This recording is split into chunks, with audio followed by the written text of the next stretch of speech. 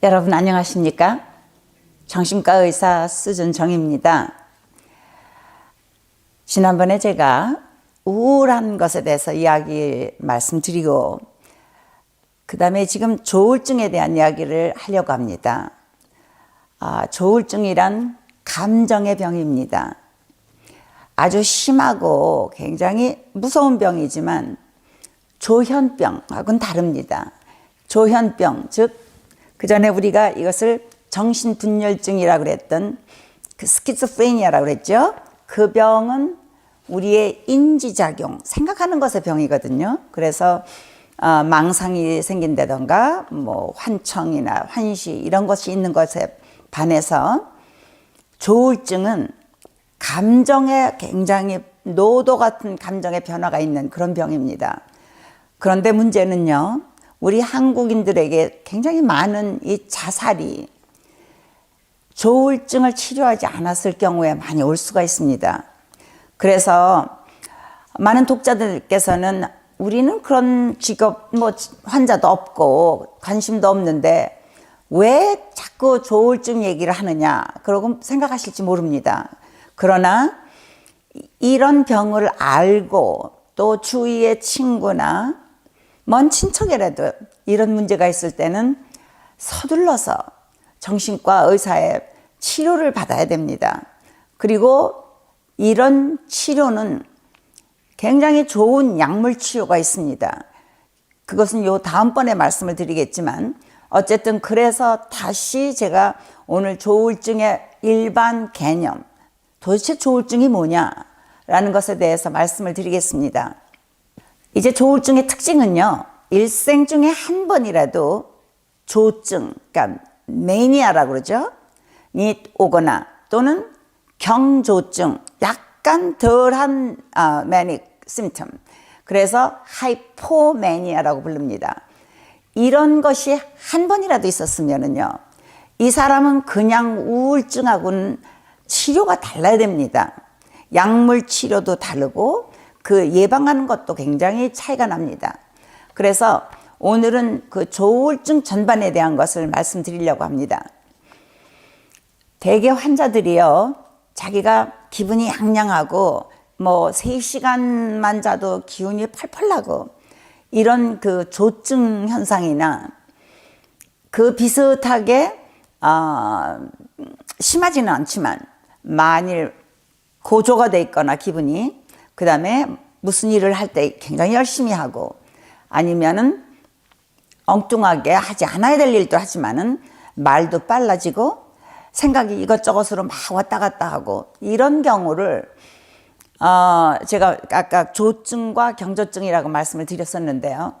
이런 것이 한 번이라도 있었으면 조울증 1형이거나 조울증 2형으로 칩니다. 그래서 조울증 1형은요, 대개 이렇게 양양하고 기분이 좋고 이런 것이 일주일쯤 갔을 때, 아니면 많은 경우가요, 나가서 돈을 막 쓰고 아니면은 막 엉뚱한 데다가 돈을 투자하고 막 이래가지고 가산을 완전히 탕진시킬 수가 있는 경우가 있기 때문에 이런 분들은 빨리 입원을 시켜야 되거든요. 그래서 입원을 하지 않았는데도 일주일 갔으면 이건 조증이고, 그때는 제1형 조울증이라고 그러고요.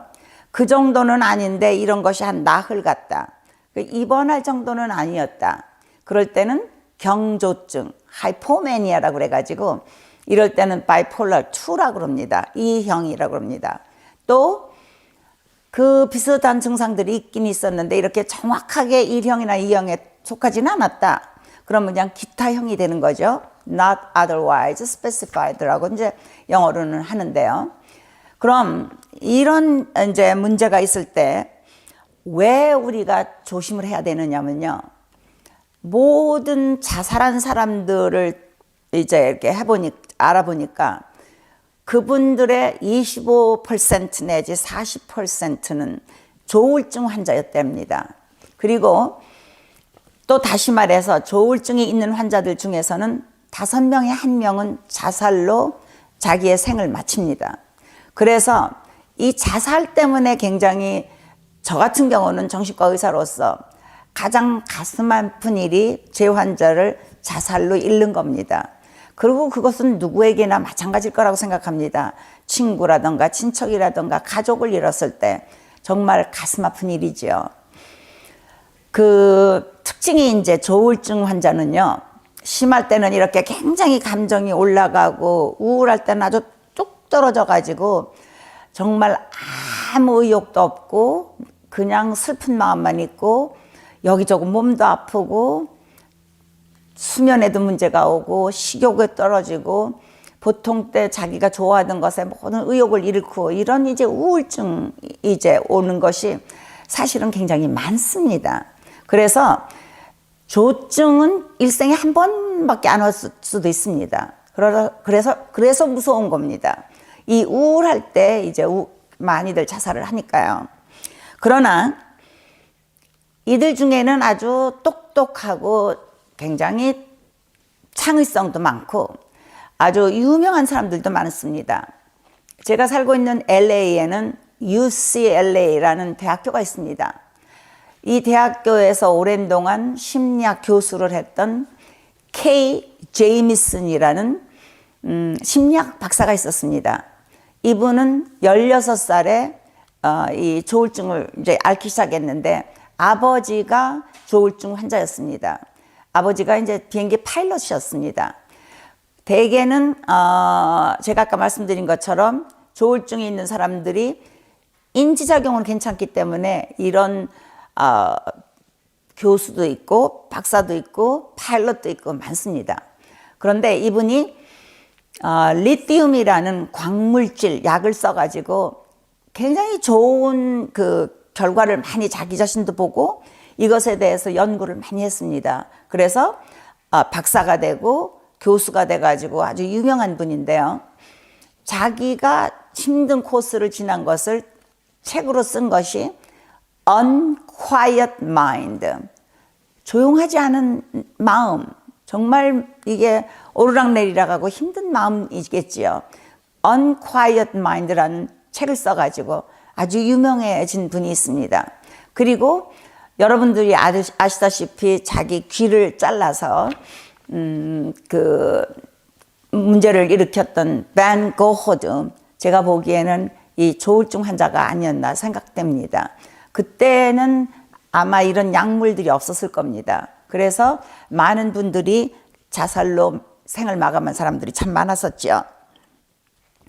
이분들이 이제 그 증상이 생길 때는 제가 아까 말씀드린 것처럼 아주 기분이 고양되고 자신감도 만만하고 그러니까 나가서 돈도 막 쓰고 아니면은 보호되지 않은 성적 활동도 많이 하고 위험한 것도 많이 하는데 이런 것을 갖다가 어떻게 이제 일반 사람들이 빨리 알 수가 있느냐. 의사한테 가면은 물론 대부분의 정신과 의사는 금방 합니다. 이분들은 말도요 막 빨리 합니다. 그리고 말을 스탑을 시킬 수가 없어요. 자기가 워낙 할 말이 많으니까. 그리고 대화를 하다 보면은 여기서 저기로 껑충껑충 뜁니다. 그리고 제 경험에 의해서는 이 환자들을 제일 먼저 제가 진단했을 때 가장 도움이 되는 증상이 뭐였냐면은 이분들이 잠을 못 잡니다. 그리고 잠을 자려고 그러면은 여러 가지 생각이 꼬리를 물고 그냥 나오기 때문에 도저히 잠이 안 들거든요. 그래서 그것을 이제 영어에서는 racing thought, 그러니까 경주하듯이 그냥 꼬리를 물고 계속 경주하는 차가 가는 것처럼 여러 가지 생각이 머릿속에 난다. 그래서 잠을 못 잔다. 이제 이게 특징인데요. 이런 증상이 있을 때 제가 아까 말씀드린 것처럼 가능하면 빨리 입원을 시키거나 치료를 빨리 받지 않으면 금방 우울증이 그 다음에 옵니다. 아주 심한 우울증이 오죠. 그리고 그때는 이제 환자들이 의사한테 가는 것을 허락을 합니다. 자기가 조증일 때는요, 나는 뭐 하느님이야, 뭐 나는 세계에서 제일 능력이 좋은 무슨 예술가야, 뭐 이런 식으로 굉장히 고양되고 현실적이지 않은 자존감. 그래서 그걸 갖다 delusion of grandiosity 그래가지고 과대망상증이라고 합니다. 이 과대망상증이 특징이고 자기 자신의 힘을 그렇게 믿기 때문에 나는 의사도 필요 없고 나는 약도 필요 없고 나는 고칠 수 있어.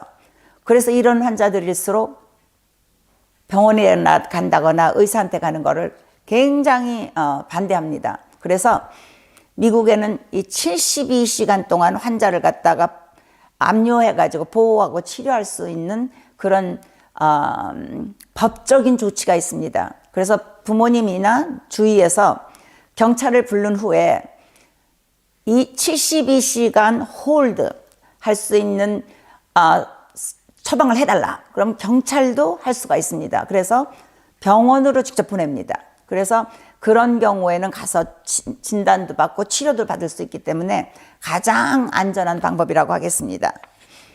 이 병이 올 수 있는 유병률은요, 100명 중에 대개 2명이 올 수 있습니다. 즉 50명 중에 1명이 오는 거니까 그렇게 아주 드문 병이 아닙니다.